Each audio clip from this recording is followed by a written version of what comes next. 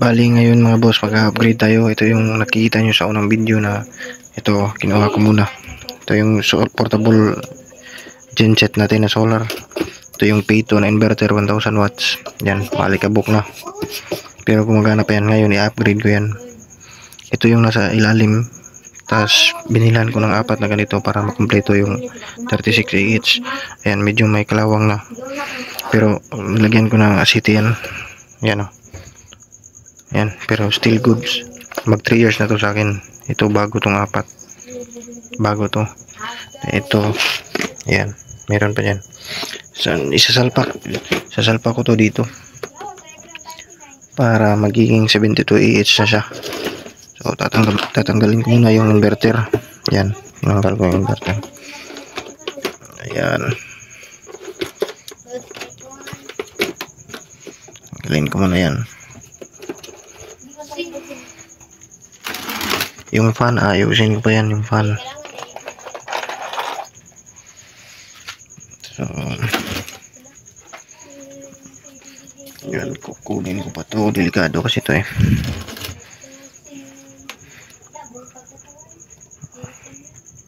Bali dito mga boss, nag timelapse na ako para hindi masyadong mahaba yung video natin. Ayan, panoorin nyo lang yung unang video ko kung paano ko in-install yung active balancer at BMS nito. So ayan, pinaralel ko muna kung ano yung connection ng 36AH dito sa isang 36AH. So ganyan, lagyan ko ng plywood sa gitna. Malapit na tayo matapos. Ayan, dali lang yan. Ayan na, lagyan ko ng cable. So nalubat ko mga boss, wala nang flash. Ako ni charge sa cellphone. Nahunong atong time-lapse din. Kanina human na siya. Tawad ng BMS active balancer. Puhon ako nilis na ng active balancer puhon. Samantala kanina 72AH na siya. Ano ni tawad rin balik sa yung controller. Kaya mag-charge po ko sa cellphone. So wala. Right no. So update, nasuod siya pero nabali pag ko ano. Ibali lang na ako instead paan to itong stock ganiha. Ibali na ako. Ayan na siya forma. Wait no. Bugat-bugat na siya. May kabigatan na rin siya. Ayan. Yan, isa, dalawa. 36AH. Ayan.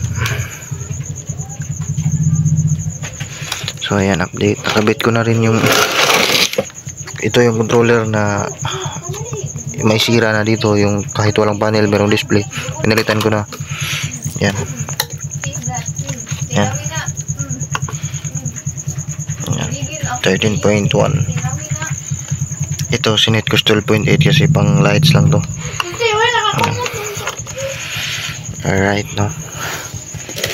Next natin is set up yung isa natin. Okay.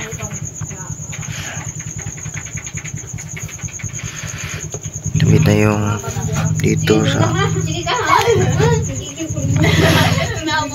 so bali okay na tong game mong upgrade no.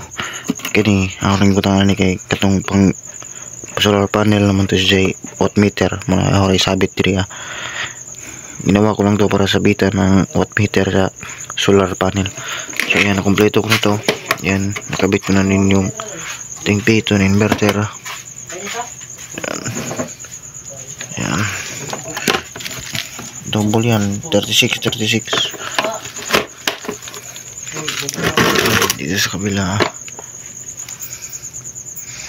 Ayan, upgrade na. Medyo mabigat na siya. Ayan o. 13.0. Okay na yan, may kurente na yan.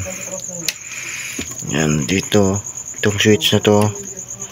Ayan. On na natin. Ayan, dito yan, supply dito. Wala po itong power. Then pag pinindot to, may power na to. Ayan, ito 5 volts. Ayan.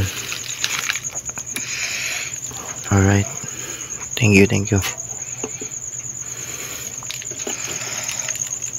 72AH 12 volts 72AH to.